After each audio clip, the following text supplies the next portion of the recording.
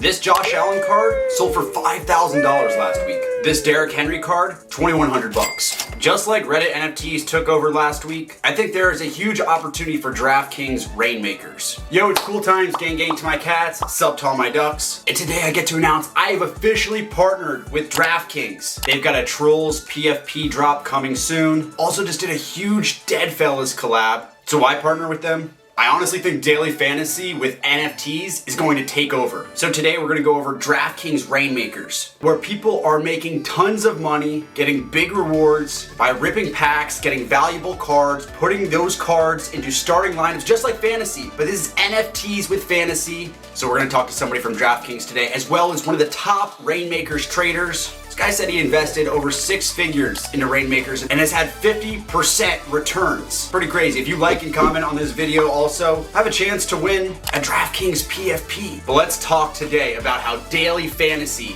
is going to take over the NFT space. Yo, with Shirag, he's the content manager at DraftKings, and he's kind of at the intersection of my two favorite things, sports and NFTs. What are NFT fanatics like myself missing out with Reignmakers on DraftKings? It is the only way to play fantasy football on DraftKings. The way I've come to kind of look at it is this is where NFTs, season long and daily kind of come together.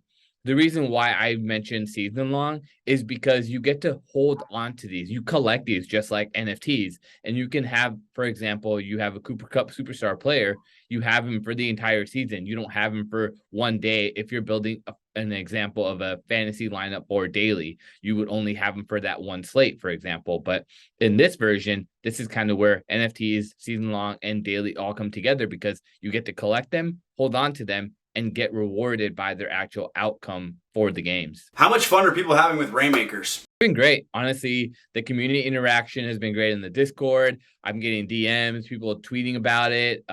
We just dropped some breaking news today about discounts. So everyone's really engaged with it. And it's been really fun just being a part of the community and seeing a brand new product vertical just grow out of the side of DraftKings. Because I've been here for a really long time. So I've seen fantasy. I was here at the start of sports betting, and it feels that same energy with the start of this NFT game. How big can NFTs be for daily sports fantasy, which are huge, by the way? I mean, I'm constantly listening to podcasts, and it's DraftKings being advertised. Everyone's talking. How big can the NFT technology be to fantasy sports? I mean, it's honestly limitless. We have an instance in which we are just in the first season of this. And we're getting to a point of there's the learnings that are coming out of it. There's different people that are having different metas with a game within the game. Like, do you want to flip? Do you want to have a point where you're building the collection to have the best showdown lineups? Or do you want to attack the main slates? Or are you focused on these big events in the DraftKings marketplace, which brings kind of people together? Like, we've done the Cyclops drop, we've done the Aoki drop, we've done stuff with Gary Vee. So there's a lot of different game mechanics and different ways to play this. So I honestly feel like it's limitless. How does one get started on DraftKings with the Reignmakers? Well, you have it right here in the first place. You want to go in and get your free starter pack. That's the easiest way to get involved with Reignmakers football, is to get started with the free starter pack.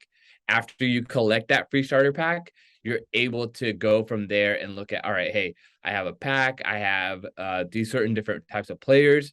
And then you kind of build from there, build based on your collection. So I've always noticed, when you have your starter pack, after that, you want to go in and look at the drops for the superstar pack. The reason you want to look at the superstar pack is it allows you to have a really good player to build around. And in lineups, you can only play one superstar player. If you're not a big football fan, I also see there's Reignmakers UFC collection. Obviously, a familiar face here. Everyone knows my intro, sup to my ducks. This is a Sly Croc from Frankie Nines. Tell us a little bit about what people can be doing outside of just fantasy football here on the Reignmakers DraftKings website. I would focus on, after you're looking at Reignmakers football, as I mentioned earlier, Aoki's here, the Sly Crocs, and then also UFC. As UFC continues to expand, there's additional stuff that's going to be coming to there. So I believe that that's something that you should also stay tuned for on UFC. But right now, honestly, it's been all football. The focus has been trying to get there, but then the other side of it is, since it is a marketplace, there are other portions of it. So the daily fantasy membership for basketball, which it's really, really cool if you play daily fantasy basketball. It's a membership, and it gives you exclusive prizes, private contests, and different utility with that. So I really think that's the other way of looking at this. Like, there are utility based NFTs. There are obviously the Reignmakers football game. Then there's also the Reignmakers UFC game, which will also turn into a playable game where you are putting lineups together. And then we've done the Cyclops drop, and then the Aoki All-Star Pass that continues throughout the season. So even if you don't have the Aoki All-Star Pass right now, I would look at getting into it, because the prizes for that are being basically paid out from all the money that has been kind of invested in the Aoki pass all around. So there's not like DraftKings is not saying like, oh, hey, you know what, like, we're going to be pulling out money from this situation. It is Aoki, and everyone involved in that is getting rewarded from all the funds that have been pooled within that entire pass. There's a lot of things going on in the NFT space, and we like that. We like activity. So the one thing that really excites me about the DraftKings.com Reignmakers website here, auctions live right now. So can I go in and jump in an auction? It looks like there's some DeAndre Hopkins action going on. What is all this? What are these auctions? So the reason for those auctions is because of the fact that he was not included in the original sets. He was included because he was suspended, but now, since he's going to be coming back, this is the way to get him into the game as well. And we've done that in the past with as we update the set and the available players, we've done auctions on those available players. The booster pack and the superstar packs are what you want to build around, but also these momentum core packs, rare packs, all of these have been discounted down currently 10% already. So the discount does not apply to the booster and the superstar. Those are just like infinite on the DraftKings marketplace. The discount applies to the momentum and the elevate packs.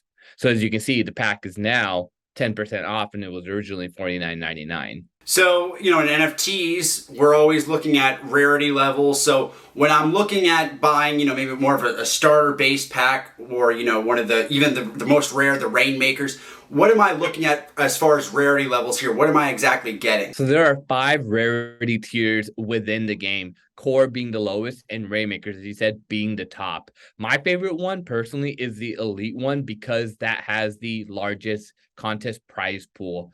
So the elite one's also down 10%, but that's my favorite rarity tier. That's basically in the middle of being pretty rare and then being common.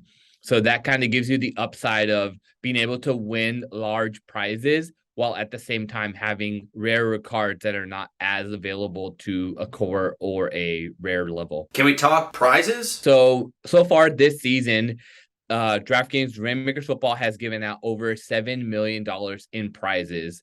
Additionally, there is already a lock of over $25 million being given out throughout this entire NFL season. So we've always talked about, in the NFT space, people want to do play to earn or play and earn type of games.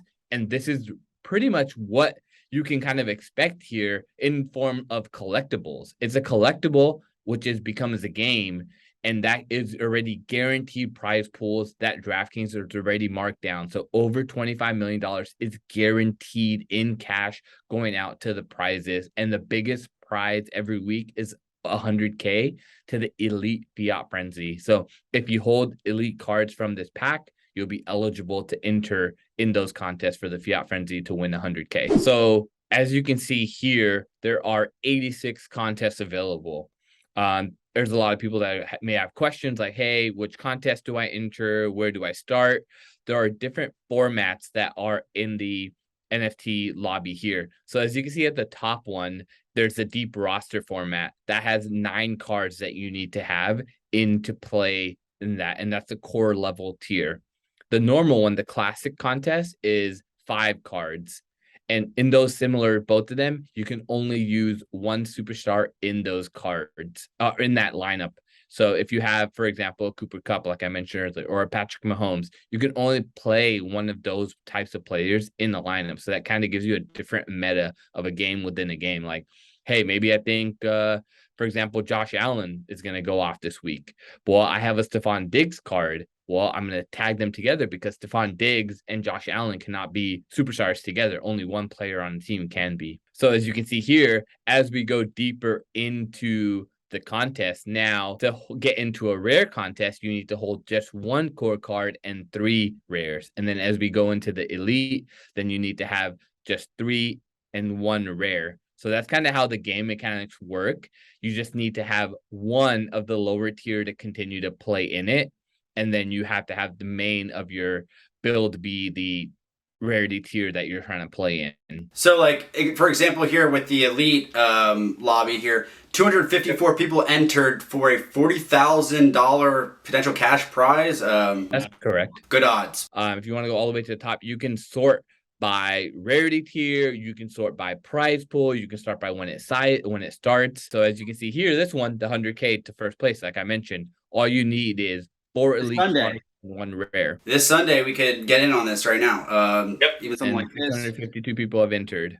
66 people. Again, this is something new that I think people can really use to their advantage, learn about. The first to a certain market is, always helpful. Yeah. You know what's really cool about that? After we dropped that discount video earlier today on the Reignmakers football channel, somebody commented under there and they said that they've spent 0 and they've been winning every single week. So just being a part of it and getting the airdrops and being into the game allows you to really be engaged in this and have an upside available. This is not like normal fantasy in which you have to pay to play in those contests. So if you join the millionaire contest right now on DraftKings, you have to pay $20 or $25, whatever the contest entry fee is. But here, there are no entry fees to go into the lobby. If you have the cards that are required to play in the correct rarity tiers, you can enter for free. How do I win prizes without buying a single card? Is that just me signing up, getting my first pack, and then just gaming it from there? How did that person do that? Yeah, that's what ends up happening is that the first week, there was a decent amount of overlay because it was a lot of new entrants. And basically, even lineups that had a 0 or a 10 or 5 fantasy points were cashing as well. So you are basically getting into that. And then DraftKings has done airdrops. They have done cash prizes, rebates, weekly franchise score, basically everything. If you stay engaged, you get airdrops and you get to be connected to the community and you get to be playing this game continuously. And the game mechanics are set so that it's rewarding people that are staying engaged. Okay, I'm with Wiley77 on Twitter. He is a Reignmakers player on the DraftKings website. How have you been enjoying it so far this season? I enjoy it a lot. And I've told this to other people on different podcasts. It's strange that now I'm doing shows with people who are in the NFT marketplace, considering my stance on NFTs for the last couple of years. I still don't own any, but I respect people who do. I respect collectors. And so it's kind of some cognitive dissonance for people saying, what the hell are you, why are you on these shows? With Reignmakers, I never saw it that way, really, as a collectible.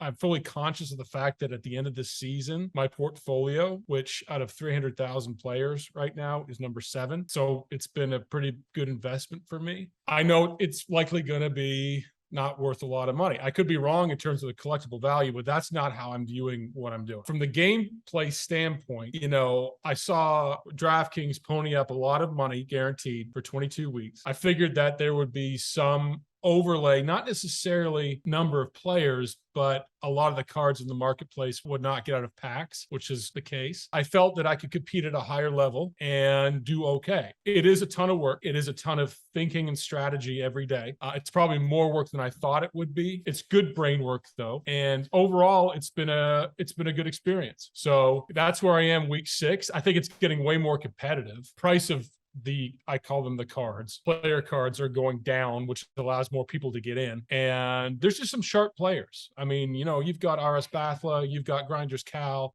They are probably, I don't know if RS Bathla is an NFT collector. Grinders Cal, I think, is, but he's also a super sharp player. Bales is there. He's a good player. I'm missing some. So yeah, that's where we are week 6. You mentioned you're number 7 and you mentioned some of the best traders. How much money are these people making on Reignmakers? Probably the top players. Let's say the top, let's say number 1, number 2, they probably put in $400,000 to $600,000, right? I have I have returned on the screw. So this is just this. Every dollar I put in versus everything I've gotten back, 54% of my money put in. Do I see that as a return on investment? Could I sell my portfolio for something now? Yes. Could I sell at the end of the season for the same amount? My theory is no. So I'm saying return money is 55%. After week 6, it's going to get tougher, but I'm very okay with that as of right now. I think some are higher, a few are lower than that, but it's not zero, which if you had all these panic-stricken nights of non-sleep preseason, understanding, okay, I've just bought a shit ton of stuff that I thought I would never buy. Am I toast? I feel a lot better than I did August, yes. You are a guy who self-proclaimed not a big NFT guy. So what's so attractive about Reignmakers as opposed to some other DFS, websites and games? Why does somebody who hates NFTs seemingly love Reignmakers? Oh, I don't hate NFTs. I think that's been a misconstrued, probably on my account. I respect people who collect. I know there's a ton of money to be made. It's like options trading for me. It's just a lot of sweat and energy and time that I didn't have to do it. My only concern during peak NFT moments were a lot of narrative out there from people thinking I'm just going to make $1 million by buying this. And I said, no, you're going to get grifted. That's not all projects. That's not this project, but I don't hate NFTs at all. And so I've kind of like been clarifying my stance on that because that's disrespectful to people like you who put a lot of effort into it. This I never saw as an NFT. I'm clear on that. I saw it as game pieces of a game. You're buying, poker analogy, you're going to buy, bullets. You're going to buy a big slick up front and play that hand every time. You can do it and probably win a lot. It's like a Monopoly game. You want to buy Park Place and put hotels on it, put the money up, and you're probably, going to win more time. I think golf DFS, which I played a lot I play a lot, just got a little tedious for me, a little more random and very tough to win, at least for me. This just added a new element of game theory for me. And the amount of thought about, marketplace, when do I sell, what are the showdown slates, when do I buy, what packs do I buy, the biggest thing for me right now is remaining in the top 10 to get to the live final at the end of the season. To be quite honest and candid, was ripping open packs. Yeah. Okay. Hell yeah. All right. So release a bit of dopamine. I mean, I'm sure that's what happens when you buy NFTs. You don't know what you're going to get. Yep. That dopamine lift, it caught a lot of us. And I ran really well on packs. And by the time was finished opening packs, I was took up smoking, but then B, I realized that I'm in this now. I am completely in this. So I better figure out what I'm doing. For my NFT comrades, for my non-NFT comrades, what are they missing out? This is kind of a similar question, but what are they missing? What are people missing out by not playing Reignmakers, in your opinion? I don't think you need to compete at a super high level that a few of us are competing at to enjoy the game. I mean, you can get in at a very reasonable cost at the core level, the basic level. And if you're really good at fantasy and clever at building lineups in NFL, I think there's a chance you could make a return. I know there is. You're at week 6 at this point.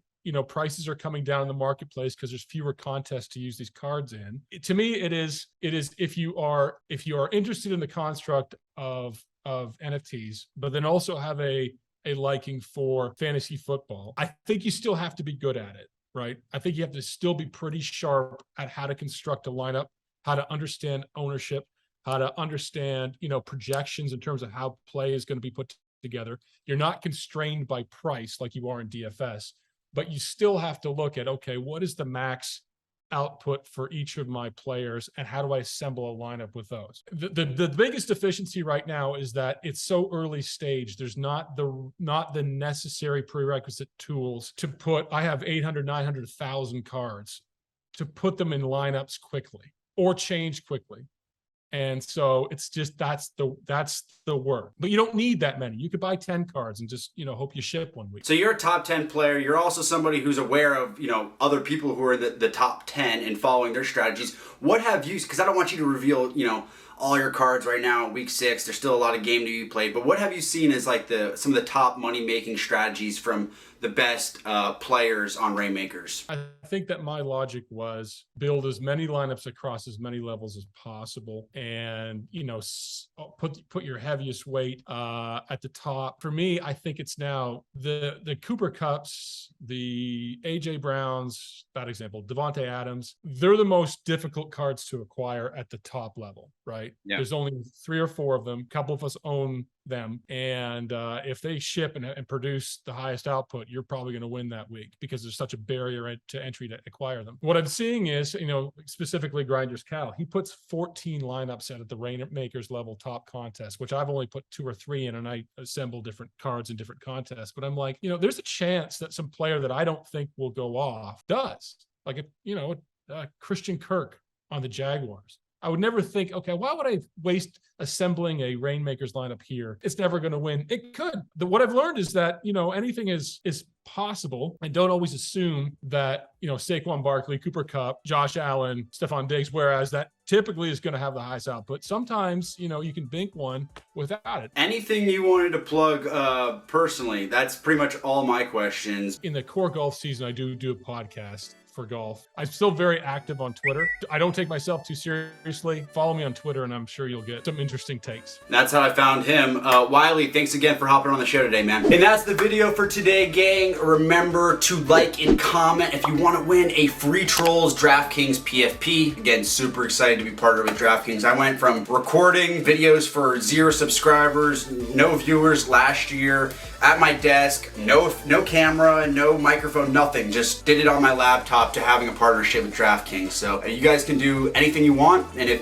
I can help you, if you guys are still watching, and if I can help you with anything content-wise, NFT-wise, let me know. I want to help people because this is pretty surreal. I get to do a video with DraftKings, all for you guys, and I get to say at the end of the video, gang, gang.